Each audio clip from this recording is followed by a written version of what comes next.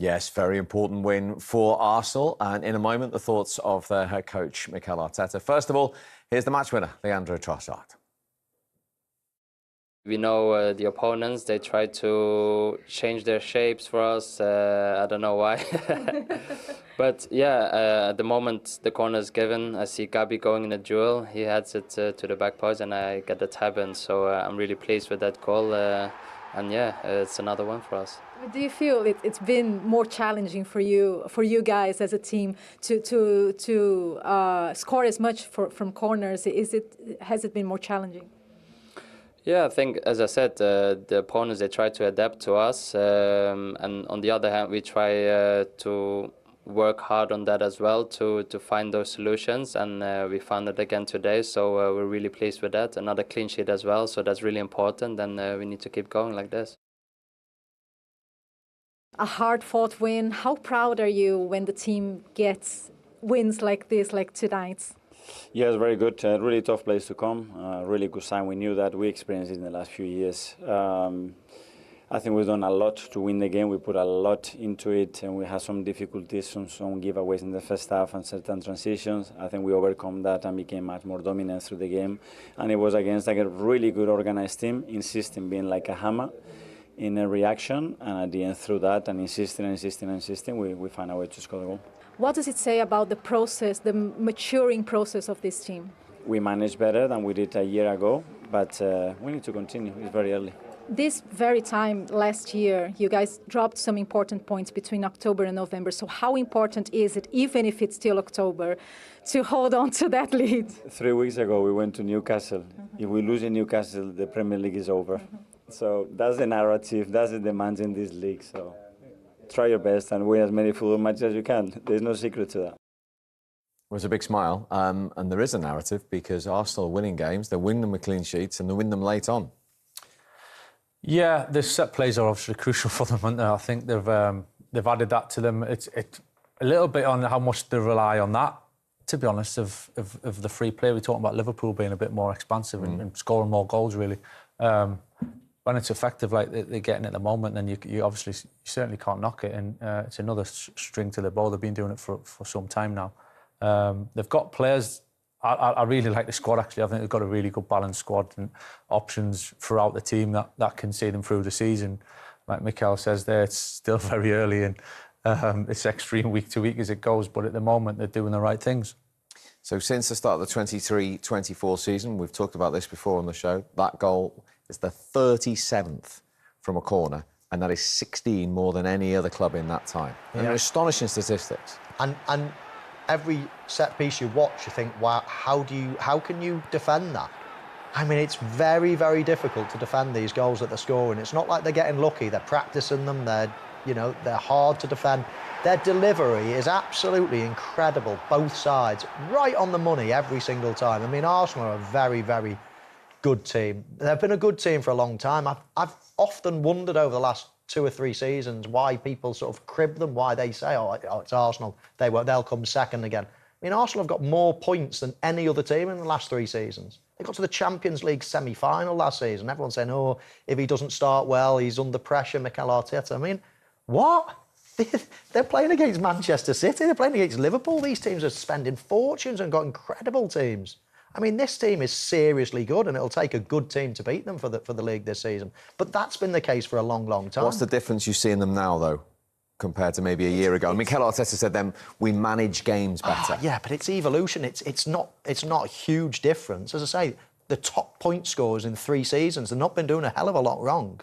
And all of a sudden, it's like, oh, they're going to win the league now. But they've been this good for a long, long time. So, you know, I don't know why people have got this or had this downer on them in terms of their quality. Probably because of their squad depth, Michael. Because what Michael's talking about now is... Every team. No, but we saw when Saka and Odegaard went out last year, they couldn't cope, could they? When Saliba went out the year before, the points they lost and the ground they lost. What Michael's saying now is they were more of a rounded... Well, Odegaard's out at the moment. No one's talking about it. The captain. But they're still the top point scorers in the last 3 seasons. They're still, even with all these things that you've said, but they didn't win the league. But you keep doing the right thing, you will win the league. That's what I'm saying. OK.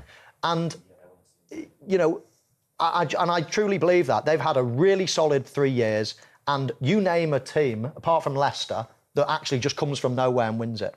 I mean, Liverpool have only won a couple of Premier Leagues in the last 10 years or something. How many times have they come second and second and second? Man City, they didn't just win it. They didn't win it. This is what happens in the Premier. It's a hard competition to win. You've got to come second. You've got to come third before you can win it. This is the process of getting better.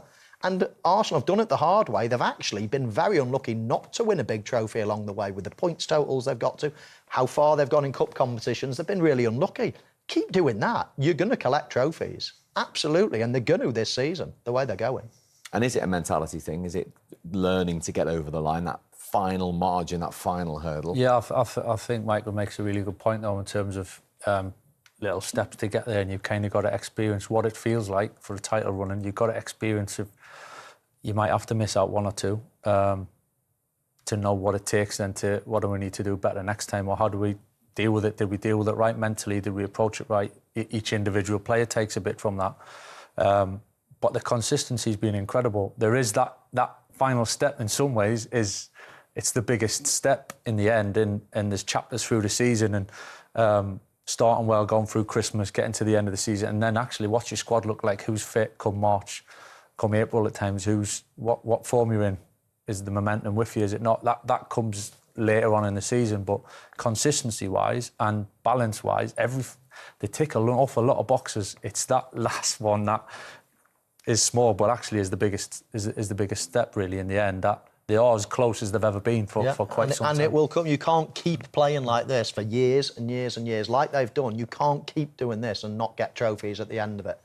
And, well, I'm pretty sure if they don't win anything in the next couple of years, then I'll look stupid, won't I? But I genuinely think they will. They're just a very, very strong team. Just a quick one on the set pieces and delivery Michael's talking about. If you're the opposing manager facing Arsenal this weekend, how do you plan for that? Is it sometimes just impossible to stop with deliveries like that?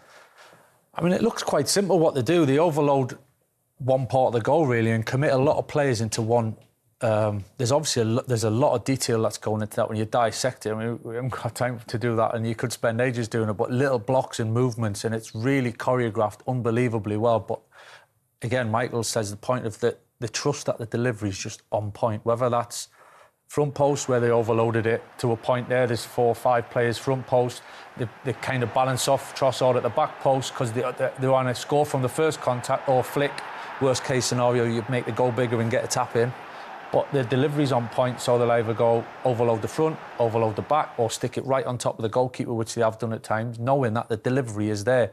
So the chances of them getting first contact, whereas if you haven't got that delivery that you rely on, you kind of spread the goal because it might come front, might come middle, might come back. So you end up going 4 big lads, 3 big lads, and we'll spread out. But the confidence and the trust that they've got on the delivery and gives them that you score 1 or 2, you get more belief, so the confidence comes and you grow. And again, talking about the intimidation of Liverpool conceding goals to score, it has a massive factor. Teams now are thinking, oh, how do we deal with that? Like the question it's like a penalty, isn't it? They get a corner, it's like, oh no, it's like don't concede a corner. Yeah.